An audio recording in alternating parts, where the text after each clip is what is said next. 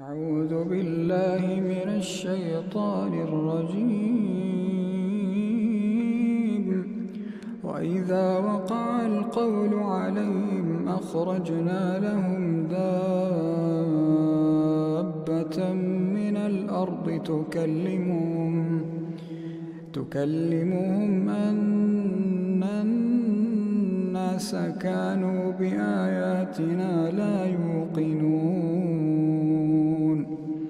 ويوم نحشر من كل أمة فوجا ممن يكذب بآياتنا فهم يوزعون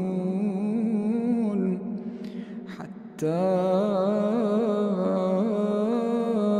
إذا جاءوا قال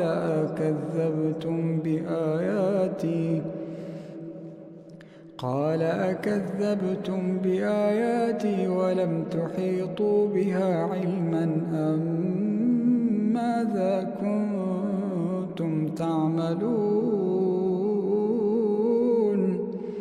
ووقع القول عليهم بما ظلموا فهم لا ينطقون. ألم يروا أنا جعلنا الليل ليسكنوا فيه والنهار مبصرا إن في ذلك لآيات لقوم يؤمنون. ويوم ينفخ في الصور ففزع من في السماوات ومن في الأرض إلا من شاء الله وكل أتوه داخرين. وترى الجبال تحسبها جامدة وهي تمر مر السحاب صنع الله الذي أتقن كل شيء إنه خبير بما تفعلون. من جاء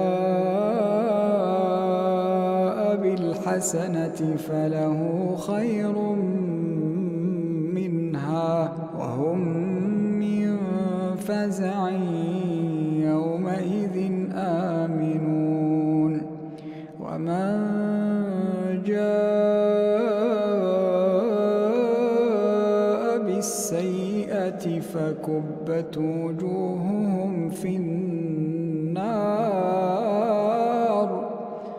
هل تجزون إلا ما كنتم تعملون. إنما أمرت أن أعبد رب هذه البلدة الذي حرمها وله كل شيء وأمرت أن أكون من المسلمين وأن أتلو القرآن. فمن اهتدى فإنما يهتدي لنفسه ومن ضل فقل إنما أنا من المنذرين.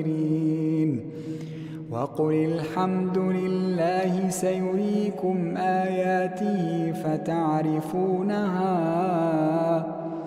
وما ربك بغافل عما تعملون.